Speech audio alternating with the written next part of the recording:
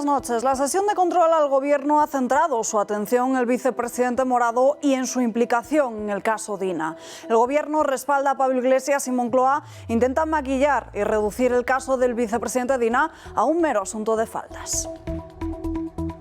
Su pregunta es si confío o no confío en el vicepresidente segundo. Le digo claramente, el vicepresidente segundo y todos los miembros del Gobierno tienen mi más y absoluta confianza. Pedro Sánchez apoya a Pablo Iglesias, pero el hecho es que el líder de Podemos sigue escudándose y cubriéndose con el aforamiento. Es la máxima que ellos mismos prometieron eliminar en cuanto llegaron al poder. El tándem PSOE-Podemos continúa con la doble vara de medir a la hora de reclamar responsabilidades por casos de corrupción. Cataluña cierra bares y restaurantes durante 15 días para evitar que el coronavirus se descontrole en la región. Estos establecimientos solo podrán repartir comida a domicilio. Son algunas de las nuevas restricciones que ha impuesto el Gobierno autonómico, que también afecta a otros lugares de ocio como centros comerciales o teatros. Piden limitar la movilidad. Recomendación general a la población de reducir al máximo la movilidad y por lo tanto de permanecer en su domicilio. El Tribunal Supremo avala las condenas de la Audiencia Nacional sobre la trama Gürtel, más de 1.800 folios de resolución en las que se ratifican las condenas a los 29 acusados con algunas modificaciones. La investigación judicial de la empresa Isofotón, a la que la Junta concedió más de 80 millones de euros en ayudas, ha subido un nuevo escalón en torno a las responsabilidades de los antiguos gobiernos del PSOE. La juez ha pedido que se aporten las actas del Consejo de Gobierno de los años que presidían Andalucía Chávez, Griñán y Susana Díaz. La vicepresidenta cuarta trabajó en esta empresa, pero ha negado tener algún tipo de relación. No tuve nada que ver ni con la financiación de Isofotón, ni antes, ni durante, ni después. El Líbano e Israel se sientan a negociar por primera vez después de décadas de tensión y de malas relaciones. Con Estados Unidos como mediador, se debate por dónde debe discurrir la línea divisoria de la frontera marítima. Hoy ha sido un primer punto de encuentro y la próxima reunión será el 28 de octubre.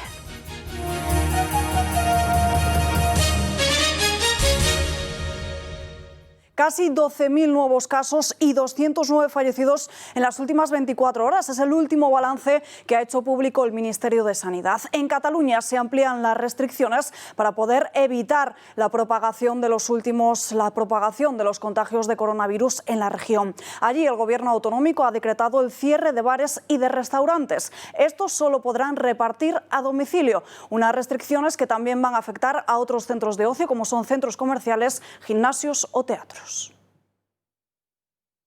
Y como decimos, medidas también muy duras en Galicia. Se limita cualquier evento familiar o social a un máximo de 10 personas. La Xunta decreta que estas nuevas medidas comiencen a partir del jueves en toda la comunidad, a la vez que refuerza las medidas en la provincia de Orense. El Gobierno de Alberto Núñez Feijóo está alertando del incremento de contagios en el ámbito universitario. Y en Madrid continúa el estado de alarma a pesar de que, según los datos de Sanidad, exponen que la comunidad ya está por debajo de los 500 casos por cada 100.000 habitantes en los últimos 14 días. El primer umbral fijado por el Gobierno central para el confinamiento. Solo Parla se encuentra por encima, pero Sanidad ha rebajado el ratio de contagios. Hoy Isabel Díaz Ayuso se ha referido al cambio de criterio y también se ha inmiscuido de lleno en la batalla de las tesis. Pero porque se están haciendo más antígenos, que son los mejores test que hay ahora mismo en el mercado. El ministro filósofo, que no médico, no sé dónde extrae esos datos y esos indicadores. En el BOE estaba publicado que eran 500 por 100.000, también por la puerta de atrás, como están haciendo con la reforma de los jueces. Lo están haciendo con todo y se han inventado esos parámetros. Lo que está ocurriendo aquí es un abuso intolerable de una administración superior. El estado de alarma en la capital estará vigente hasta el día 23, pero a partir de entonces, para poder alargarse, se tendría que votar en el Congreso de los Diputados. Ayer mismo, el Ejecutivo Regional pidió a Salvador Illa, en ese marco del Grupo COVID, que se levantase ese estado de alarma, a lo que el ministro se negó. Eso sí, se consiguió arrancar la promesa de que no haya una prórroga. Así lo ha desvelado el vicepresidente Ignacio Aguado. Que el propio ministro, en representación del Gobierno de España, pues nos trasladó su voluntad de no solicitar la convalidación del estado de alarma actual que afecta a la Comunidad de Madrid y tratar de buscar un marco jurídico distinto y, por supuesto, en la línea de lo que la Comunidad de Madrid lleva defendiendo estos últimos meses. Desde la Consejería de Sanidad han vuelto a pedir, con los datos en la mano, que el estado de alarma se levante cuanto antes. La Comunidad de Madrid ha vuelto a solicitar en el Consejo Interterritorial del Sistema Nacional de Salud que decaiga el estado de alarma en nuestra región. Esta decisión, que es reducir la movilidad y no incrementarla. Por lo tanto, hemos solicitado también que volvamos al sistema de zonas básicas de salud de alta transmisibilidad. La batalla política sobre la gestión de la pandemia continúa en Madrid y se ha trasladado al Congreso de los Diputados. La COVID-19 y los movimientos de Moncloa han sido temas que han sobrevolado la Cámara Baja y que han provocado un durísimo rifirrafe entre José Ignacio Echaniz y Salvador Illa. El Popular le ha reprochado estar al servicio de Pedro Sánchez, de sus intereses partidistas y no en beneficio de los ciudadanos, a lo que el ministro le ha respondido notablemente molesto. Odian Madrid y odian España. Usted, señor Illa, quiere volver a Cataluña como el ariete de la madrileñofobia. No es un ministro de Sanidad. Usted es un activista y una marioneta del presidente del gobierno en Cataluña. El problema de Madrid son los datos. Y si usted siente estima por España, no provoque divisiones entre los que también somos españoles siendo catalanes. No provoque divisiones ni azuce fantasmas. Céntrese en combatir al virus. En Madrid, en Galicia, en Asturias, que han llegado a la fase 2, y también en muchísimas comunidades autónomas se están tomando medidas para evitar que la situación, que la pandemia del coronavirus se descontrole todavía un poco más en esta segunda ola. Ahora sí, repasamos las claves de las nuevas medidas que ha tomado el Gobierno de la Generalitat de Cataluña. Es el grito de la hostelería por las nuevas restricciones. Las confirmaba Pere Aragonès. Ha adoptat diferents mesures per tot Catalunya. Limitar contactos sociales con una vigència inicial de 15 dies. Pero la medida más polémica es el cierre de los bares. El consum a l'interior i a les terrasses queda suspès. Encuentro con desencuentros ante el anuncio, respuestas inmediatas en la calle. Dicen que no es admisible ninguna restricción más. Se arruinan sin ingresos y defienden su medio de vida. Aseguran que cumplen de manera escrupulosa con las restricciones. Pero desde la Generalitat se reafirman. Però és una mesura necessària. De momento, desde hoy, Javier no podrá servir más cafés en su local, solo podrá hacerlos para llevar. Los efectos pueden ser devastadores para un sector que dice estar ya en una situación crítica. Solo les queda un recorrido. El recorrido de la judicialización. Y vuelven a pedir al Gobierno que reflexione, recapacite. Porque no son las medidas adecuadas, creemos que es un error, que el sector no es el problema. Y además, de manera urgente, un plan de rescate del sector. Esas terrazas que hoy están medio vacías, mañana estarán completamente cerradas, también los parques y jardines. De momento, movilizaciones en contra de los cierres para derrocar una decisión que ya está tomada. Con la llegada del frío, a las gripes y catarros habituales en otoño y en invierno se une la enfermedad del coronavirus, que ha paralizado a todo el mundo. Hay síntomas que coinciden y esto genera dudas sobre la patología que se está manifestando. Los síntomas que más nos pueden ayudar a identificar el coronavirus son la dificultad para respirar y la pérdida del olfato o del gusto. Los médicos alertan que esta confusión que se está produciendo ahora mismo. La gripe es una enfermedad que ahora estamos muy centrados en el coronavirus, pero provoca muchas muertes, entonces es muy importante vacunarse de la gripe. Este año más todavía, la época de la gripe puede coincidir con coronavirus y nos va a hacer muy difícil hacer el diagnóstico diferencial de una cosa u otra. Y tenemos dos noticias de última hora en el ámbito internacional. Francia declara el estado de emergencia sanitaria desde el próximo sábado para frenar la segunda ola. La noticia se ha conocido minutos antes de que el presidente Emmanuel Macron hablase ante la prensa para anunciar esas nuevas medidas del país en su lucha contra la pandemia. Entre ellas figura el toque de queda en las ciudades en alerta máxima, como por ejemplo en París. También en Portugal se ha decretado el estado de calamidad, limitando las reuniones a un máximo de 5 personas.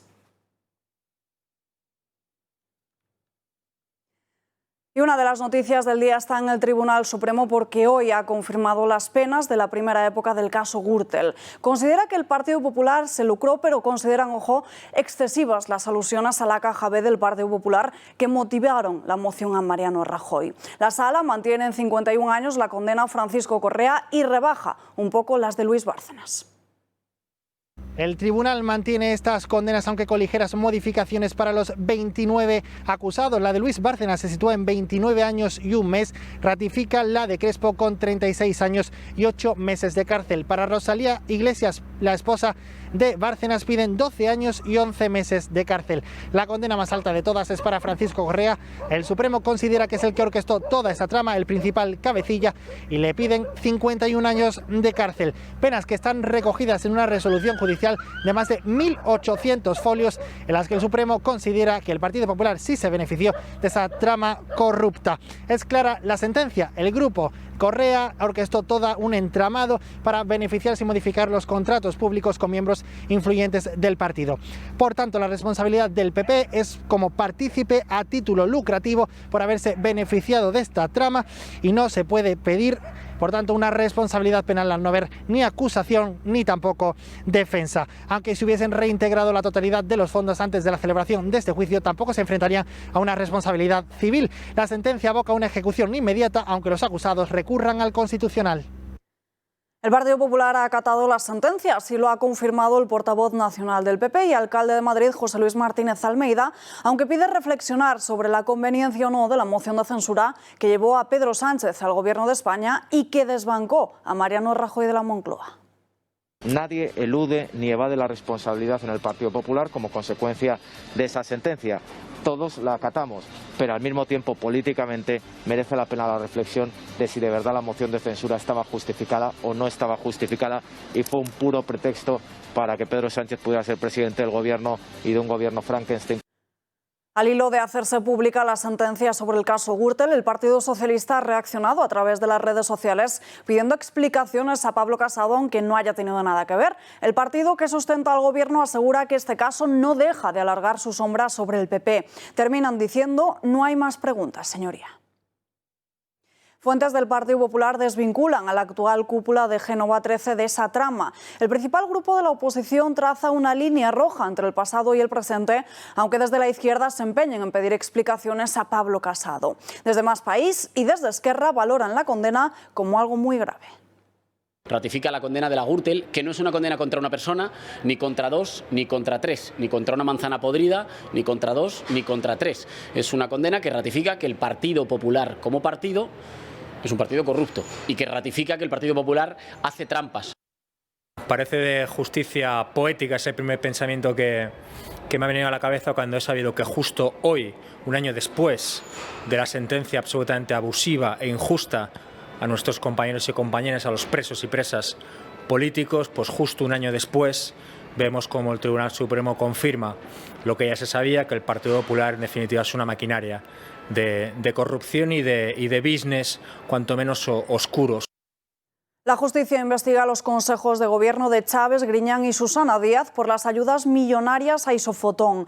Hay 37 responsables y exaltos cargos de la Junta que están siendo investigados por malversación de fondos públicos, prevaricación y falsedad documental de más de 80 millones de euros. La empresa malagueña, para la que trabajó la vicepresidenta cuarta del Gobierno, Teresa Rivera, está siendo investigada por la concesión de 80 millones de ayudas públicas entre el año 2005 y 2012 de la Junta de Andalucía, que gobernaba el PSOE, y Teresa Rivera ha tenido que dar explicaciones hoy en el Congreso.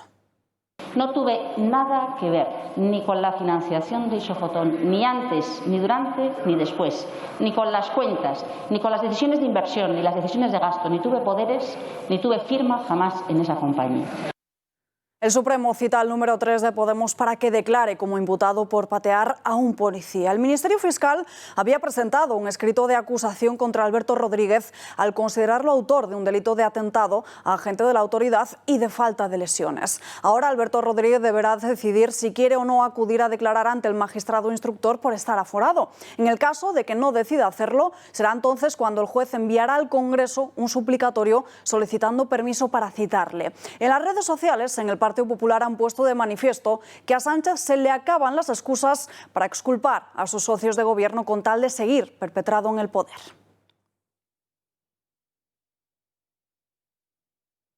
La sesión de control al Gobierno ha sido un hervidero de críticas contra Pablo Iglesias. Esta misma mañana no es para menos, porque esa petición del magistrado del Supremo para que investigue al vicepresidente segundo en el marco del caso Dina. Las bancadas de PSOE y Podemos han montado en cólera tras todos los reproches y exposiciones de la doble vara de medir del Gobierno. En este clima, la sesión de control ha servido para que Pablo Casado haya lanzado un ultimátum a Pedro Sánchez al asegurar que a él no le presiona a nadie para la renovación del Consejo General del Poder Judicial.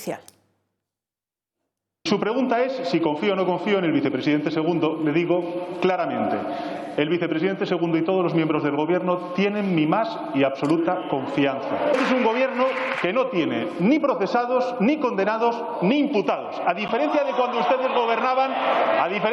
ustedes gobernaban con 7 ministros procesados y 3 ministros condenados.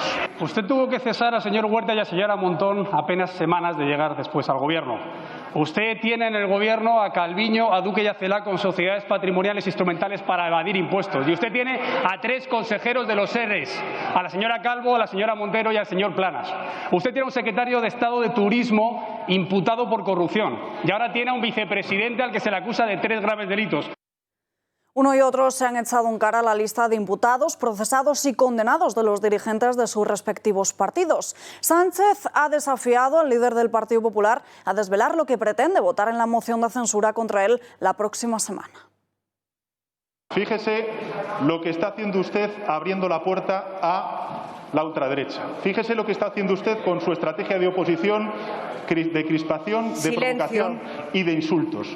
Reflexione. Piense qué va a hacer usted durante la próxima semana en la votación de la moción de censura. Si va a votar a favor, si va a votar en contra, o se va a abstener y se va a poner de perfil ante una moción de censura liderada por la ultraderecha. Justo en una semana esa moción llegará al Congreso de los Diputados. Si no hay sorpresas de última hora o cambio de guión en estos últimos 7 días, no saldrá adelante por falta de músculo político. Y es que desde Génova 13 siguen instalados en no apoyar a Vox y respaldar sin quererlo a Pedro Sánchez. Es algo que muchos no entienden por las últimas y constantes críticas de los populares al Gobierno. En este informativo hemos querido salir a la calle para conocer de cerca qué opinan los ciudadanos. Me parece estupendo, me parece que el Gobierno se tiene que ir ya. Me ha parecido bien, creo que tenemos que seguir por ese camino. Hay más que 1000 motivos para hacerla y la deberían haber hecho, la han hecho por cosas menos importantes. Yo con tal de que sacara este Gobierno, lo que sea. Yo lo respeto, pero tal y como están las cosas no estaban para hacerlo en este momento. A mí me parece muy bien, ¿no? Tiene que hacer una moción de censura a este Gobierno infame, que lo único que hace es fastidiar a los ciudadanos. La moción es necesaria y que el PP debería posicionarse a favor de la moción de censura. Estoy de acuerdo, hay que hacer algo contra ese Gobierno porque no se está portando nada bien con nosotros, y menos con los madrileños. Yo creo que es una alternativa que ellos han decidido y bueno, vamos a ver qué es lo que deciden el resto de partidos. La intención ya en marcha del Gobierno de asaltar el órgano judicial, la campaña de acoso y derribo del Gobierno a la monarquía y las polémicas judiciales de Podemos también han sido los principales asuntos de las preguntas y reproches de Vox al Gobierno. Santiago Abascal le ha preguntado por el Ejecutivo de coalición al presidente, pero a Pedro Sánchez ha evitado contestarle directamente y ha centrado su réplica en dirigirse a Pablo Casado. He pensado que no quiero convertirme en un figurante más de su farsa, que es en lo que han convertido esta sesión de control al Gobierno, en la que ya no contestan, sino que se dedican a lanzar insultos y odio contra la oposición. Venía a preguntarle cómo duerme usted con el señor Iglesias, pero sobre todo venía a preguntarle cómo duerme usted después de haber mentido a sus propios electores socialistas y no haberles dado ni una sola explicación en esa tribuna parlamentaria desde hace 10 meses sobre la gran mentira que trajo usted a este Parlamento y a este Gobierno. Para usted, pues habría que ilegalizar la mitad de los medios de comunicación, habría que ilegalizar a la mitad de los partidos políticos de esta Cámara, habría que ilegalizar también a la mitad de los españoles que no piensan como usted. Eso en política, señoría, tiene un nombre. No se lo voy a decir. Pablo Iglesias tampoco ha podido evitar la sombra de la imputación que se cierne sobre él en el terreno judicial. Contra el vicepresidente segundo se han dirigido las principales intervenciones de los partidos de la oposición. PP, Vox y Ciudadanos han intentado acorralar al Morado centrando sus preguntas en este tema. La situación judicial del Morado ha centrado la sesión de control. El aforado Iglesias dice que no concibe ni como mera hipótesis que se le abra una causa penal, pero simultáneamente presiona al Tribunal Supremo para que no le impute. Avasallar las instituciones, subvertir la democracia, suplantar el Estado de Derecho por un régimen populista. Eso es lo que es una amenaza para la calidad democrática. Señor Iglesias, ¿quiere usted cambiar la ley del Consejo General del Poder Judicial por una sencilla razón? Porque usted quiere elegir al juez que le juzgue, y eso el PP no lo va a permitir. Entiendo que tiene miedo, porque tiene miedo de todo aquello que no controla, los periodistas, los jueces. Y usted, señor Iglesias, usted es un auténtico matón porque practica el matonismo político. Ni ese tono contenido, ni ese moño podrán esconder al auténtico coletas, el que aspira a aparecer en los telediarios con chándal bolivariano. Es la primera vez en democracia que tenemos a un vicepresidente que, si no fuera forado ahí con el privilegio en la mano, estaría imputado. Y su gobierno le protege. El señor Sánchez decía que no podía dormir con Podemos en el gobierno. ¿Puede dormir ahora, señor Sánchez, con Podemos imputado en su gobierno? El Gobierno está dispuesto a llevar su órdago hasta el final para poder sacar adelante la reforma del Consejo General del Poder Judicial. La propuesta de PSOE y Podemos, de la que la mayoría absoluta del Parlamento puede elegir al grueso de los vocales, es muy similar a la que durante el proceso separatista el Parlamento incluyó en la Ley de Transitoriedad Jurídica y Fundacional de la República. Es prácticamente un espejo porque en la catalana también se reflejaba el control del Poder Judicial mediante votaciones por mayoría absoluta en la Cámara Autonómica. El ministro de Justicia, Juan Carlos Campo, ha apelado al Partido Popular para que ceda a negociar la reforma del órgano judicial. Exige responsabilidad al grupo de Casado.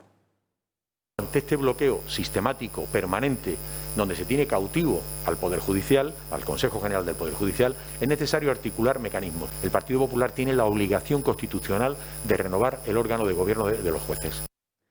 La reforma del Consejo General del Poder Judicial busca que el Congreso y el Senado puedan elegir a los 6 vocales que corresponden a cada Cámara con mayoría absoluta en segunda votación, algo que no ha sentado nada bien en el ámbito judicial. La Asociación Europea de Jueces ha expresado su preocupación porque España esté dando un paso atrás en los objetivos fundamentales para la independencia del Poder Judicial. No ha sido la única asociación que lo ha denunciado, también el Foro Judicial Independiente. A su juicio, la propuesta va más allá y en caso de prosperar, manifiestan que supondrá que el órgano judicial pueda ser controlado por cualquier gobierno, agravando, por tanto, la politización del Consejo. Asimismo, Ramón Rodríguez Arribas, ex vicepresidente del Tribunal Constitucional, ha plasmado en una entrevista en Confilegal que esta reforma es totalmente inconstitucional, suponiendo un golpe directo a la división de poderes y a la independencia del Poder Judicial, pero no son las últimas críticas en las últimas horas. Bien, a nosotros es una reforma que no nos parece en principio adecuada. Es decir, el sistema de mayorías cualificadas que existe en la Ley Orgánica del Poder Judicial entendemos que siempre es un refuerzo.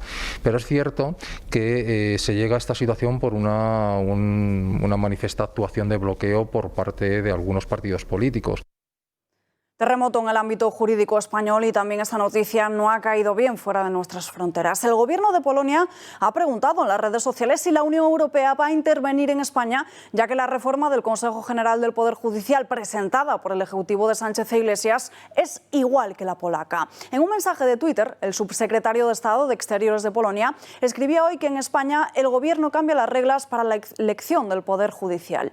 El número 2 de Exteriores polaco finaliza su mensaje preguntando irónicamente si la vicepresidenta de la Comisión Europea va a intervenir en nuestro país.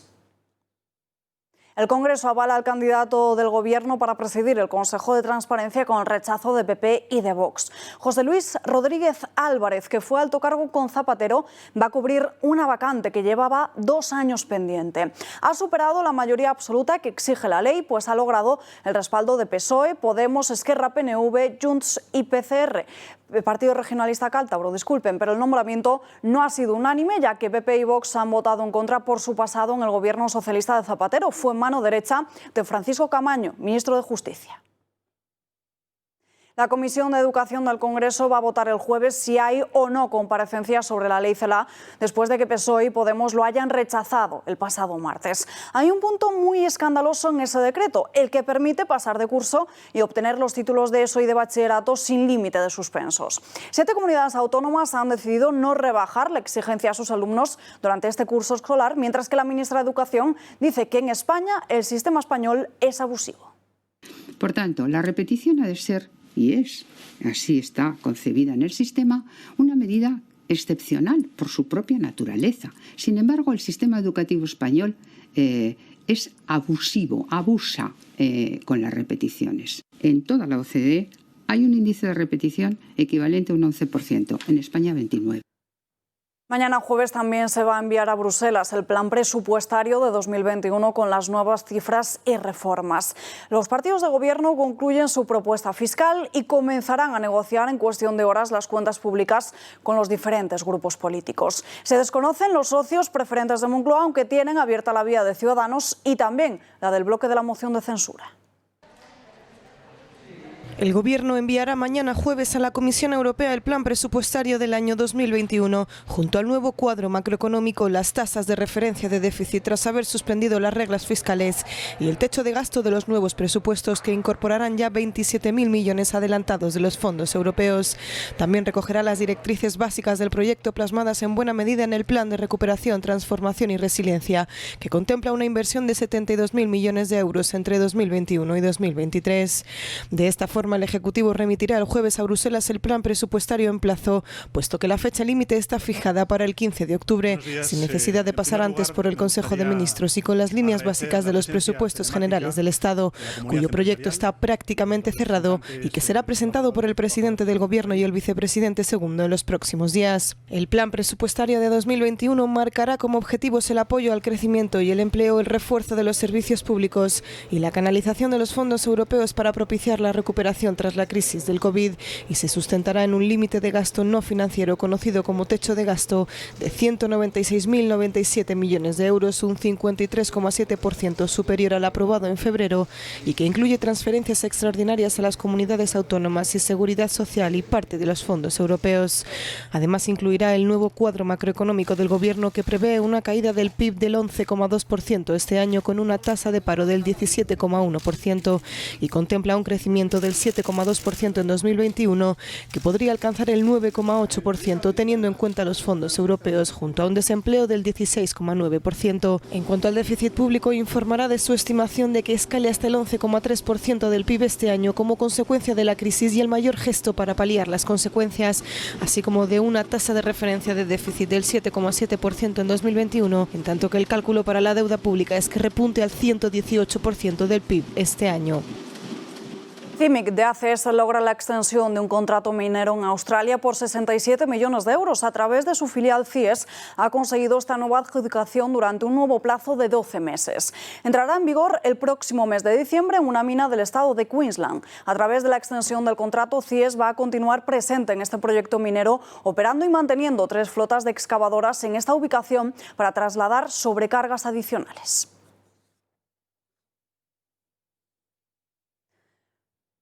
Por primera vez en décadas, el Líbano e Israel se sientan a negociar para intentar acordar su frontera marítima. Las delegaciones han tenido hoy su primer acercamiento y se han citado para un nuevo encuentro el 28 de octubre. La disputa marítima versa sobre una diferencia de unos cuantos kilómetros, entre 5 y 6, respecto a por dónde debe discurrir la línea divisoria, de lo que depende el acceso a los posibles recursos que puedan existir en el subsuelo de esa zona. Israel ha descubierto y comenzado a explotar grandes bolsas de gas en el Mediterráneo en esta última década.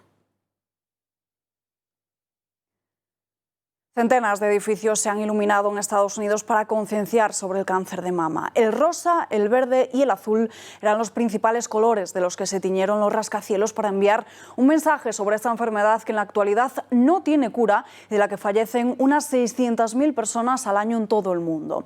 De los 500 estados del país que han participado, el de Nueva York ha sido uno de los que más se ha volcado con esta iniciativa.